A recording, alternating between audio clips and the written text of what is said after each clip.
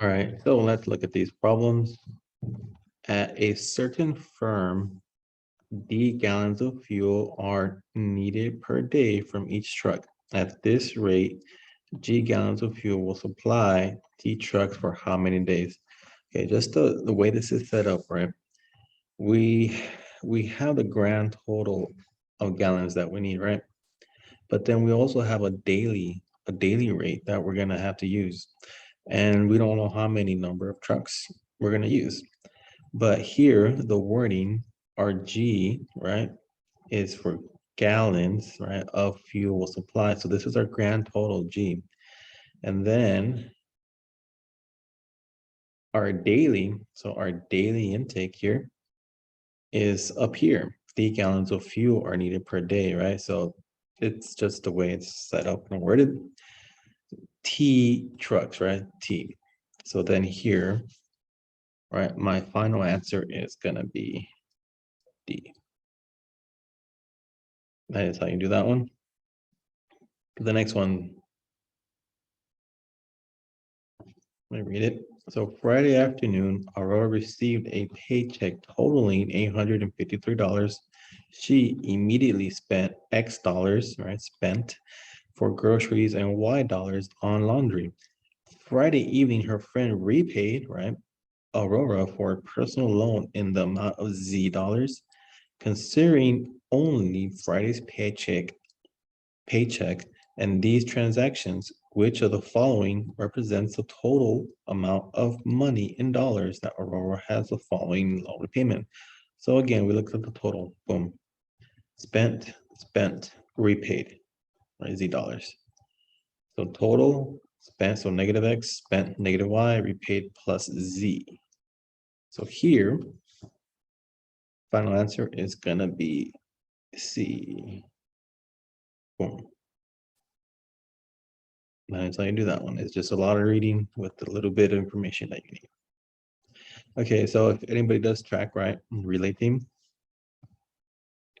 a 4-person relay team ran a race in 52 seconds. So that's probably one lap.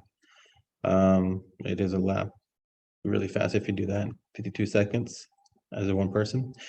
So 100, 100, 100, 100. So we don't know the exact times for each of the individuals, but which of the following equation represents the average time per person? So we can figure out the average of a single individual, right?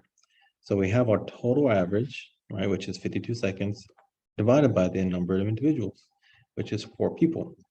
So then here, right, you just gotta know what it really is to understand the problem, right? So this is just assuming that you do know. Okay, and it's easy as that. Now the next one. Mr. Carlson received a salary of $500 a month and a commission of 5%. Again, assuming that you guys don't know what salary is, it means that it doesn't matter how many hours you work at the end of the week, right? Or in this case, end of the month, you're going to reach $500. So if you do a bad sales that month, you still get $500, right? But a commission here, this is if you sell more, you get 5% of whatever you sell. So what must be the amount of his sales in July that his total monthly income is $2,400? So again, salary is fixed at 500. So we have to subtract the 500 from this price we want to get, because whatever it is, right, we're just focusing on the commission.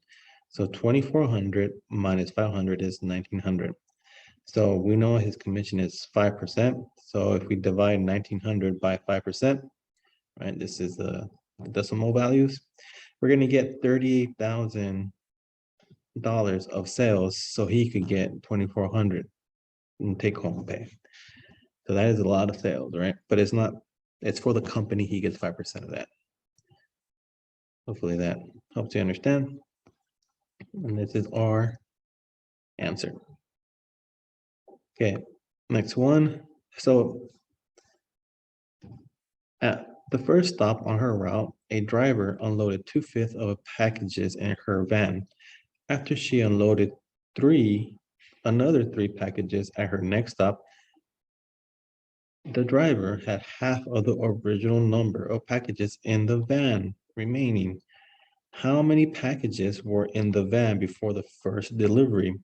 So here we just gotta solve for X, right? So we know that the total, right? 5/5 represents the total. The next part is, right, she unloaded, so minus 2/5 X packages. And then we know that 3 packages, right, were unloaded as well. And it came to a total, right, of half of X packages that she had left. So here we just combine like terms, right? 5 minus 2 is 3X minus 3, so plus 3 to both sides, right? And then negative 1/2 X to both sides here. Excuse the little jumble, right? Let me zoom in so you can see better. So now here we have a 5 in the denominator and a 2 in the denominator. So we got to match them up, right? So we multiply 2 top and bottom on this side and multiply 5 top and bottom for this side. And that's going to give us 10. So 2 times 3 is 6. 2 times 5 is 10. 5 times 1 is 5. 5 times 2 is 10. So now we could subtract them because they have the same denominator. So 6 minus 5 is 1, right? So then the 0 here, right? This cancels out. 0, there's nothing there. And then the 1/2 X, right? We're going to bring it over here. We already did. And the 3 stays there. So now we have 1/10 X equals 3. But we got to get rid of that 10, right? We're solving for X. So times 10 to both sides. 3 times 10 is 30. X equals 30. Final answer, D. Now, next one. On Monday, the price of a share of a stock of Megapix Inc. dropped by 10%. On Tuesday, the price of a share rose by 10%. What was the net change in the price of the stock? Now here, we're assuming that it's a new price. So from Monday, right? From Monday to Tuesday, it's a new price. So like where it's reset. So it's not the same price. So this Monday price is the original price. So this is how we're going to set it up. So 100% of the price, right? So it decreased on Tuesday minus 10% of the price.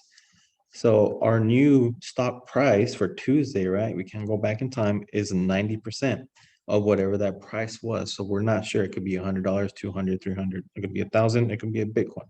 We don't know. But that is our new price. So 10%, right? 10% of 90 is 0.09. So if it goes up or down, right? We know that it's going to go up 0.09 or it's going to go down 0.09.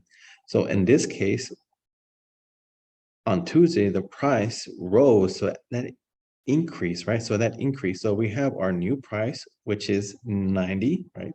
Percent, and the increase of 10%, which is 0.09 or 9, well, is 9%. Yeah. So we just add these two together. 90 plus 9 is 99%. So now the question is asking us, what was the net change in the price of the stock? So from Monday to Tuesday, right? We know that 100% minus 99% because that is the change in the price. So our overall, right, decrease was 1%. So you lost 1% of your stock or value, right? So then here, decrease of 1% is what the question was asking. All right, and that is it for today. Let me know if you have any questions, comments, or concerns. And have a great day.